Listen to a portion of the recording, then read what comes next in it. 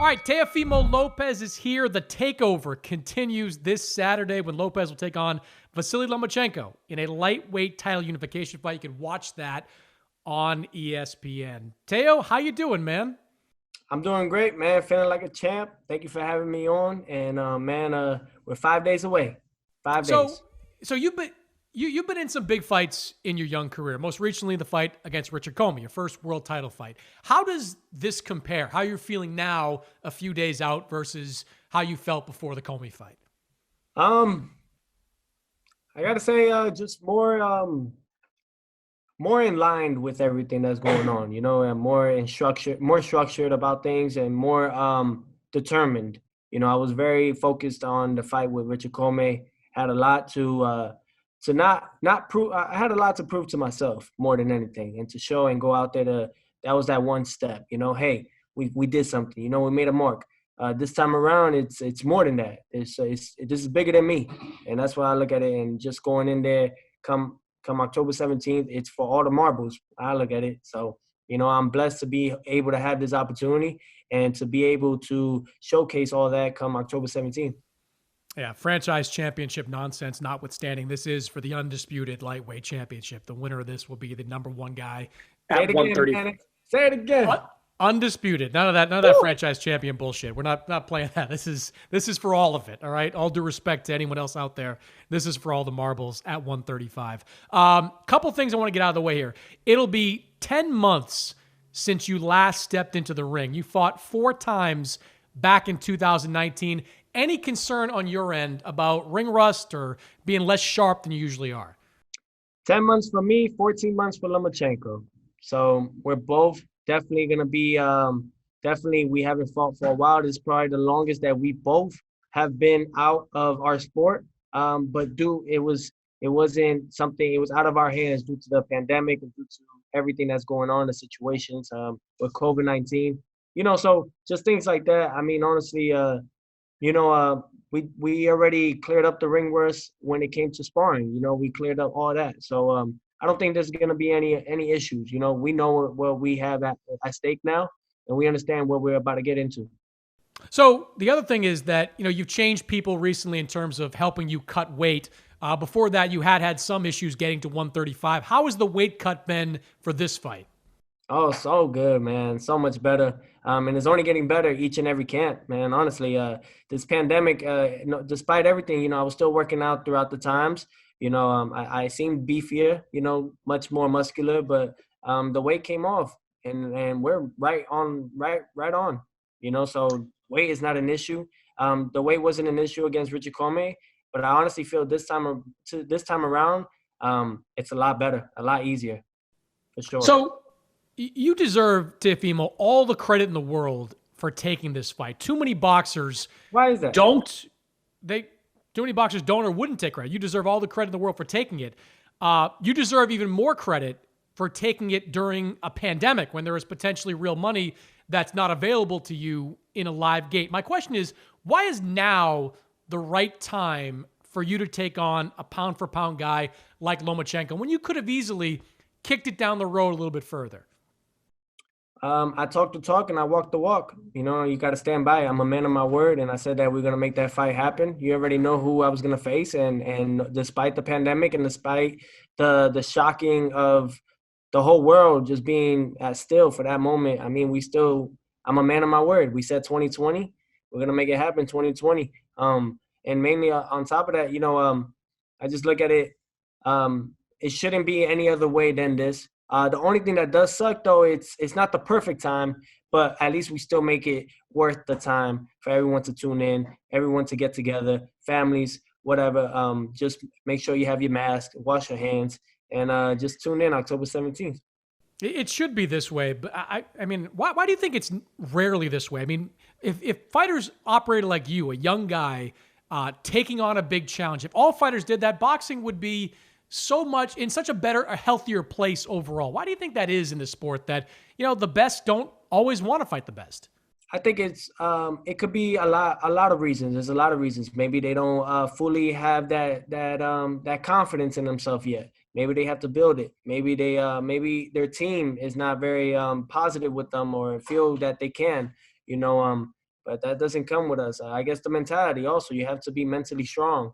Some have a limit of how strong they are. So it just comes with a lot of blood, sweat, and tears. A lot of sacrifices, and really I look at it also as it could be a part of Mayweather. A lot of people want to be Mayweather, but if they don't realize, Money Mayweather before was Pretty Boy, and Pretty Boy fought every man that he possibly could get, and despite everything, and he had to work his way up. So it's the same thing. It's just everyone has to work their way up first and prove that they are the best and prove that they're worth watching, whether you hate them, whether you love them. And that's where you generate. And I think everyone's trying to generate that money, but you can't if you're not fighting the best. You can't market yourself outside and cross platforms worldwide if you're not doing and taking those risks and taking those opportunities that you have to. No, it's a great point about Mayweather, too, because you're right. Before he became Money Mayweather, it was Gennaro Hernandez at a young age. It was Diego Corrales in an epic fight that made him. It was Castillo a couple of times. I mean, he did. He fought you name it. He fought him before De La Hoya came around. And it's a great point about guys need to take on those challenges at a younger age. Let's talk for a second about. And another thing, I ain't no, so that plays another part. That's another part to it, no question.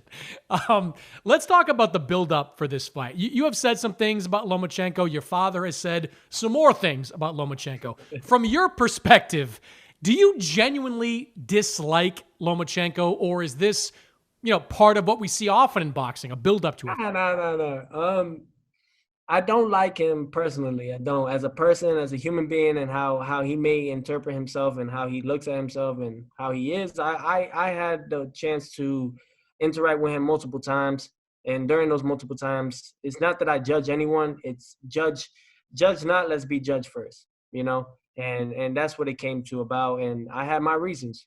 So but outside of it, man, we could definitely take our hat off to him for all the accomplishments that he has done. Fastest 3-time weight division champion, things like that. You got to give him that credit. Hey, he's doing what he wants to do in the sport. He's trying to make a name bigger than anything, and that's why we are making this fight happen.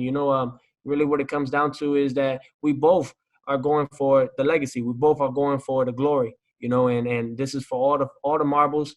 When it becomes undisputed world champion in the lightweight division, I think be the fifth of this era, or fifth undisputed world champion in boxing. So I think that'll be dope, man. It's really nice. So one of the ways to look at this fight is kind of the numbers that Lomachenko puts up, at least according to CompuBox. He's one of the best CompuBox fighters that it's ever seen, especially when it comes to how he performs defensively. What is the key for you to crack what Lomachenko does defensively? Honestly, man, there's so many different ways that you can crack that. And a lot of it comes to just everything is key points. There's a lot of key points to a lot of things. There's a lot of openings that maybe others haven't seen or don't know where to find them yet. So I'm very accurate with my things that I do. And my ring IQ is probably underestimated from a lot of people. So I look at it like I can't wait, to express that and show it come October 17th. I'm not going to demonstrate that right now and say that to everyone. But just tune in. It's definitely gonna be one to watch. Yeah, and along those lines, you've won 12 of your fights by knockout. Your last decision came against Nakatani last year. I was there for that fight. That was widely considered not one of your better performances. Do you enter this fight believing that you can win a decision, that if it does go to the judges, that you can do enough to win it? Oh yeah, absolutely. I mean, we prepared ourselves for 12 rounds. You know what I mean, and not just light 12 rounds. I mean, hard, aggressive 12 rounds of sparring. And the thing is that that's just the preparation. We understand that, and as the rounds get longer, you have to have a lot more energy. Those are the times where it counts the most. So we did a lot of always. All I ever need, man, really is stamina. All I ever need is endurance. You just get me ready, get me in shape, and the rest is all mine. I know what to do when I'm in that ring. So for everything, man, we are prepared for the 12 rounds. We're prepared for anything that ever comes our way. The good, the bad, I'm ready. It's got to be tough, Teofimo, to find someone that can do what Lomachenko does in a sparring situation. How do you prepare for him? same thing is tough for him to find someone like me. I So agree. it goes both ways, you know. And all we can do is just find someone of maybe one trait of what they have, or one or two traits of what we do. But we have so much out there, you know. We have so many traits that make us authentic and make us unique. So that comes in line. I know that, you know. I know all the sparring partners that I've had in my camp. It's not going to be Lomachenko, and I think that I can say and I can speak for him the same way. Everybody that he has sparred is not going to be me. So knowing that and coming into that, I already know what is at stake, and I know what's at mentally. I know I'm prepared for all that. You know what I see, and I just adapt as the rounds go and as the minutes pass. So Lomachenko is widely considered one of, if not the top pound for pound guy in all of boxing. If you beat him, should you be in that position as well?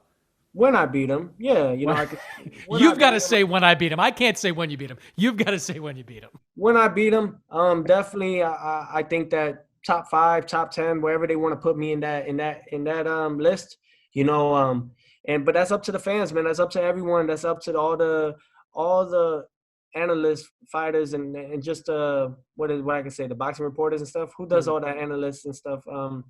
Mostly, yeah. I don't, yeah, but I don't pay too much into it. But as long as I'm not number one or anything, and the reason why I say that is because you have Crawford, you have Canelo, you have big time fighters as well that have done a lot in the sport. So I'm just working my way up, you know.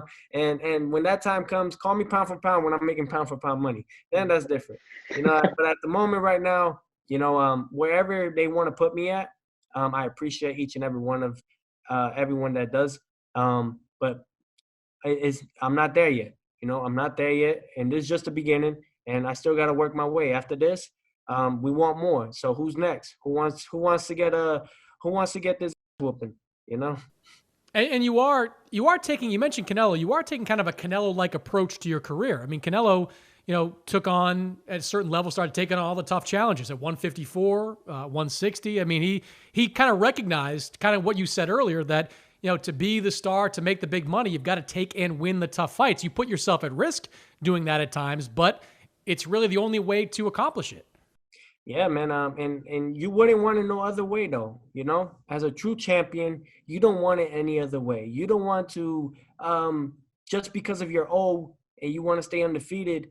Floyd did it his way. Doesn't mean everybody got to do it that way. And if you try to do it that way, you're gonna fail each and every time because that's Floyd Mayweather. There's no other. There's no second guy that's Floyd. You know, you can't copy that. You know, you got to be yourself. And this is just who I am. You know what I mean? And that's what it comes to. I'm the type of fighter. I live by the old rules, and I live by the old timers and how they were. No matter what, they faced each other. Big time fights, probably bigger than these fights that have been going on. Way bigger. Tommy Hearns, Marvis Hagler. The list, you know me, I could say a whole bunch of fighters that and they faced each other. They did not care, and they did it because they wanted to be the best and prove to themselves, not to everyone, but to themselves that they are the best in their division and they're the best in boxing. So those were the days. Those were the days when you could do big fights on like a Wednesday. I think that Sugar Ray and Hearns was on like a Tuesday or a Wednesday. One of their fight. It was like sold out, and it will be sold out on a weekday because it was just that big, And the fact that I feel like those are men, those are real men, come in there and they fight. Not trying to look pretty while doing it and just trying to win. Win against competition that's not even on that's going to be worth watching. Mm-hmm. And just lastly, you fight an exciting style that often gets a rise out of a crowd. There's not going to be a significant crowd at this event. Do you have to prepare for that mentally? Have you thought about what that experience might be like? It's definitely going to be different for sure. You know what I mean? And it goes for both of us. We're both fighters that have been in big arenas and have many fans and many people in attendance. So, it goes for both of us. I definitely know that it's going to be different, especially with the magnitude of this fight. We're not going to have we're not going to be able to have that feeling of, man, this is a big fight. It is a big fight. But just going into it, the fans, it's not really going to be a lot. We have 250 people now, too, and majority is for all first responders, and that's just to give back. and that's important always. You know, that's why we are doing this fight on free cable TV. It's gonna be live on ESPN. So for everyone tuning in, do not miss it. I mean, we're thinking about the pandemic. We're thinking about what's going on right now in the real world, and that's why we're able to become so successful about it. You know? Yeah, you've become must-see TV in your young career. This fight, I think, is the biggest fight since Tyson Fury, Deontay Wilder. Biggest fight scheduled for the rest of the year. It's going to be awesome, man. Good luck, Teofimo. I look forward to talking to you next time when you are the undisputed lightweight champion. Yes, you already know. Hey, and for everyone tuning in, it's the takeover. Teofimo Lopez, and ladies and gents, this is just the beginning.